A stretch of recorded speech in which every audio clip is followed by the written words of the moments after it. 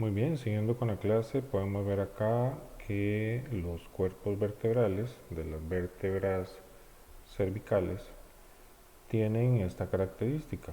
Tienen una convexidad en la parte inferior y tienen una concavidad en la parte superior si las vemos de frente. Pero si las vemos de lado, tienen una convexidad en la parte superior y una concavidad en la parte inferior. Por lo tanto, ese encaje que se da con la vértebra inferior es un encaje en silla de montar.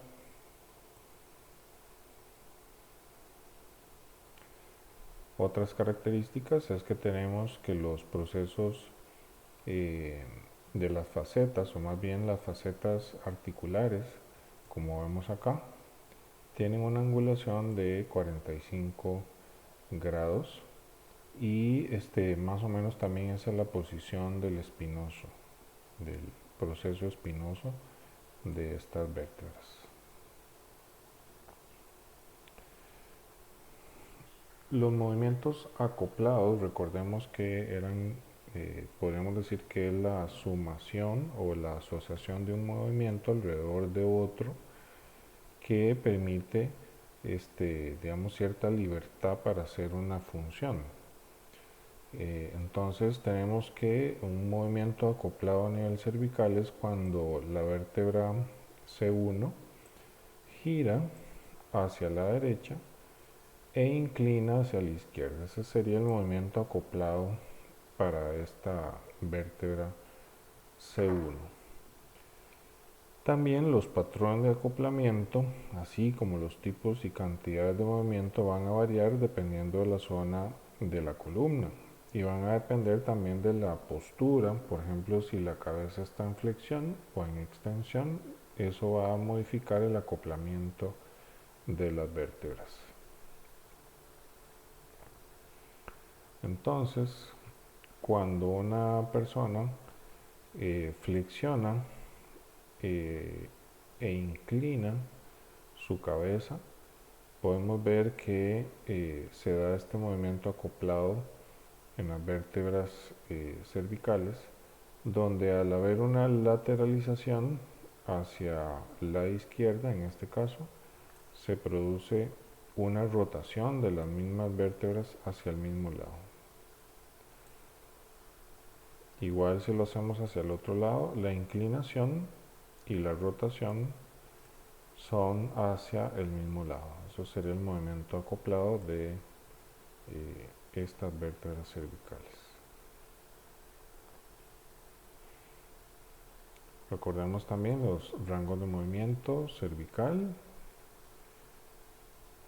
y con respecto a estos dos segmentos cervicales, como lo son el occipital con C1, hay datos que son interesantes. Vean que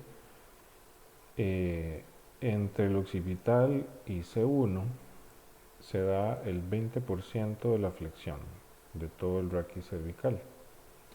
O sea que es una vértebra bastante relevante para este movimiento.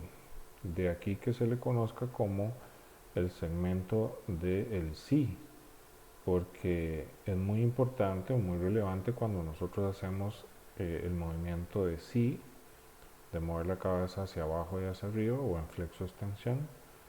Es bastante relevante este segmento por su aporte en el rango.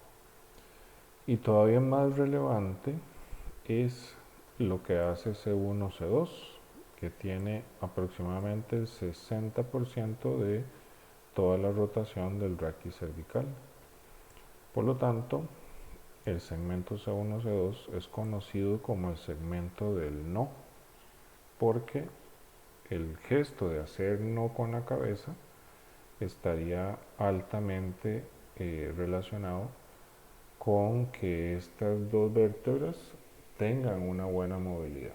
Entonces, si una persona nos llega sin poder decir sí, o sea, sin poder mover, no decir, sino mover la cabeza en el gesto de sí, podríamos pensar que el problema está en la cervical 1 con el occipital. Por otra parte, Si tenemos que el paciente tiene un problema para mover la cabeza en el gesto de no, pensaríamos entonces que esa deficiencia de rango está altamente relacionada con C1, C2. Aquí podemos ver también un diagrama de los ligamentos, por ejemplo, del ligamento apical que une el proceso odontoides con el occipital, el ligamento transverso, que era muy relevante para mantener al diente de axis en su posición y que no se vaya hacia atrás y que no dañe la médula. Como vemos acá, aquí estaría entonces el ligamento transverso, que en conjunto con este ligamento apical forma lo que se conoce como el ligamento en cruz.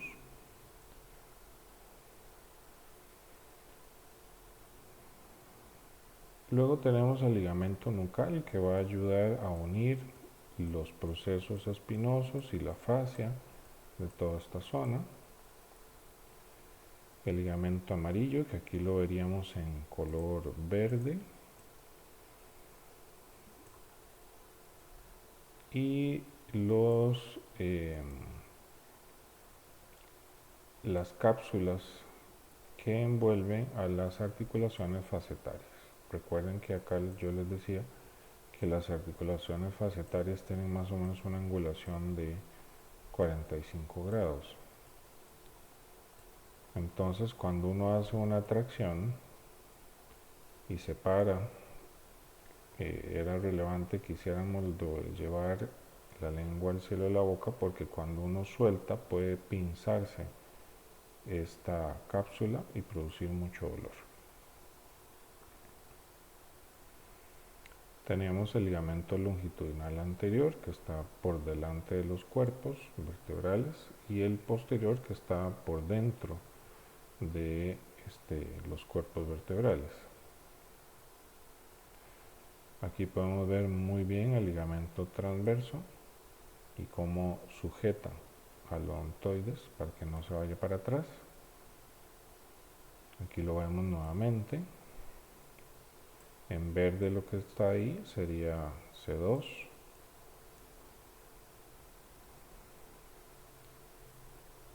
En conjunto, este ligamento tendríamos el ligamento en forma de cruz, ¿verdad? Este sería el ligamento apical, y estos que ven ustedes acá serían los ligamentos alares, que van a sujetar al occipital, que eran los ligamentos que vamos a evaluar cuando hacíamos el test de inclinar la cabeza sosteniendo C2. Acá lo que pueden ver es como en naranja estaría el ligamento transverso sujetando al atlas cuando este hace la rotación. Nuevamente aquí tendríamos al ligamento transverso, y en verde pueden ver ustedes acá al ligamento alar sujetando o uniendo a los odontoides, procesos odontoides, con el hueso occipital. Entonces, cuando hay un impacto lateral, por ejemplo en un choque de automóvil, la cabeza se movería súbitamente para allá y eso podría reventar entonces este ligamento. Ahí vemos muy bien en verde este ligamento alar. Y luego pues pensar en los discos. Recordamos que los discos son hechos o están diseñados con fibras, es tejido fibroso, y el centro tiene un núcleo pulposo. Y nada más recordar que en C1, C2, entre C1 y C2 no tenemos disco.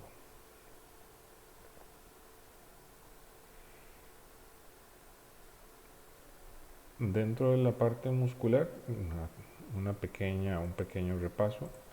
Veamos acá el movimiento de flexión, que estaría dado por la musculatura anterior, Ahí tendríamos también al ECOM haciendo este gesto. Los escalenos que los estoy ahí marcando en color azul, principalmente el escaleno anterior y medio. Y por delante ese músculo que vemos, que ahora voy a pintar ahí en azul, que sería el flexor largo del cuello, este precisamente.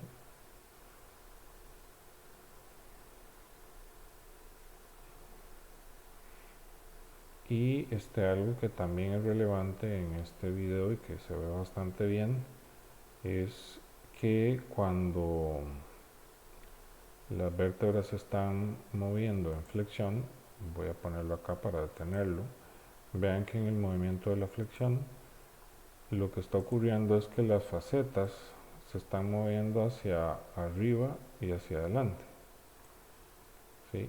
Entonces hay un deslizamiento facetario hacia arriba y hacia adelante de todas estas vértebras, lo que abre este foramen. Entonces la flexión, vean que abre el foramen donde pasan o donde salen los nervios del plexo braquial. Por otra parte, la extensión cerraría ese foramen. Y más bien en la extensión tendríamos entonces que las facetas se mueven hacia atrás y hacia abajo. Entonces en la extensión tendríamos precisamente que la faceta hace este movimiento, va hacia atrás y hacia abajo. Ahí tendríamos en un mejor plano al flexor largo del cuello, que decíamos que era muy relevante en el control motor de la columna cervical.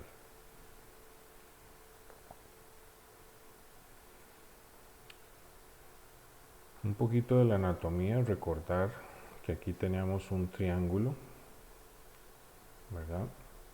Que estaba dado por la línea posterior del esternocleido, la clavícula y la línea anterior del músculo trapecio.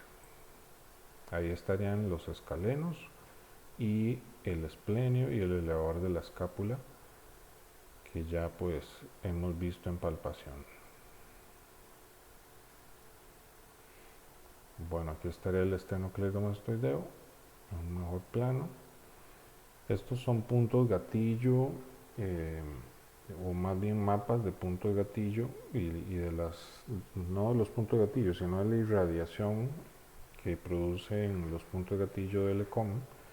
Vean que en estos mapas de Travel y Simon, las zonas más pintadas o con mayor densidad de color rojo indican no que hay más dolor, sino que ahí era más frecuentemente encontrado la sensación del paciente.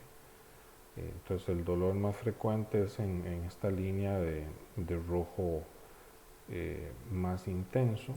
Vean que incluso puede generar un dolor de un ECOM, podría generar un dolor que migra hacia el otro lado de la cabeza, un tipo de dolor migrañoso hacia la frente del otro lado.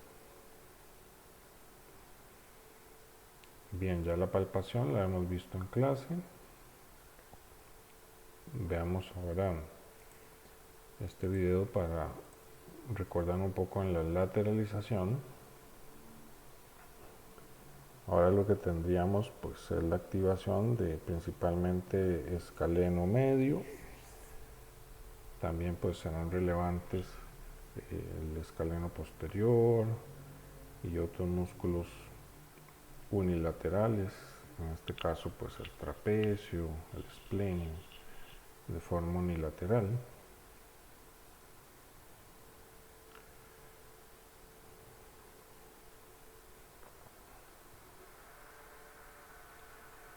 Y bueno, recordar que los escalenos son músculos inclinadores, estabilizadores y si una persona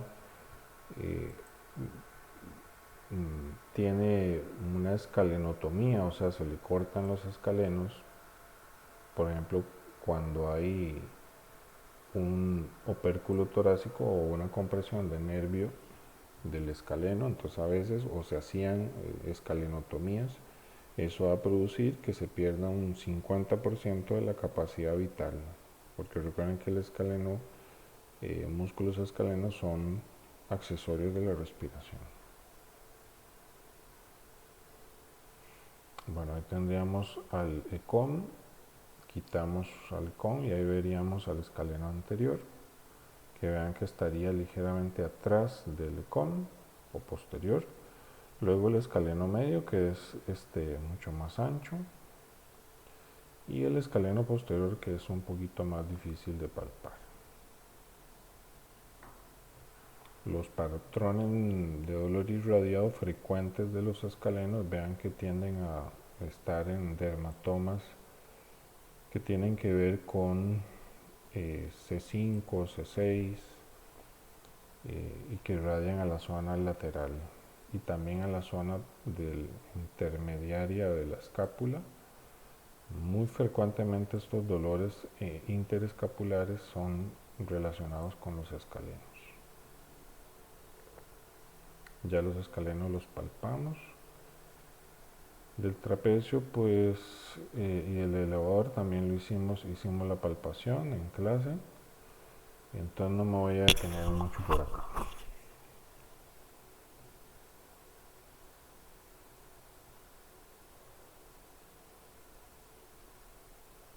Igual, pues esto lo vamos a pasar. Ahí pueden ver al elevador de la escápula. Puntos gatillo del elevador de la escápula generalmente se encuentran en esta zona que están viendo acá, marcados. El esplenio, como lo pueden ver acá, es un músculo que inclina, pero que bilateralmente extiende y que también pues tiende a producir, lo podemos palpar acá debajo de la zona del proceso mastoides, tiende a producir dolores irradiados a la parte alta de la cabeza. El semiespinal es también un inclinador o rotador si se activa bilateralmente y tiende a producir un dolor como en tipo migraña.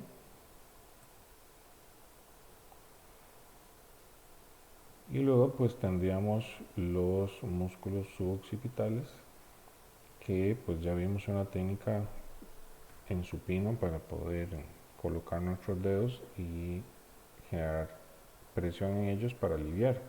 Ahí tendríamos al oblicuo inferior, al oblicuo superior, al recto posterior menor y al recto posterior mayor. Y vean que los puntos gatillo de estos músculos son responsables muchas veces de los dolores irradiados a estas zonas. Esos dolores detrás del ojo, en la sien. Y pues los interespirosos, que como les decía en las cervicales, por los procesos bífidos tienden a tener esta forma. Y del trapecio, vean que, bueno, Travel y Simon hablan de 7 puntos gatillo. De los más frecuentes que pinchamos están los puntos 1 y 2, que estarían en estas zonas. Y pues el trapecio tiende a producir dolores en estos puntos que vemos. Bien, vamos a hacer un pequeño break acá.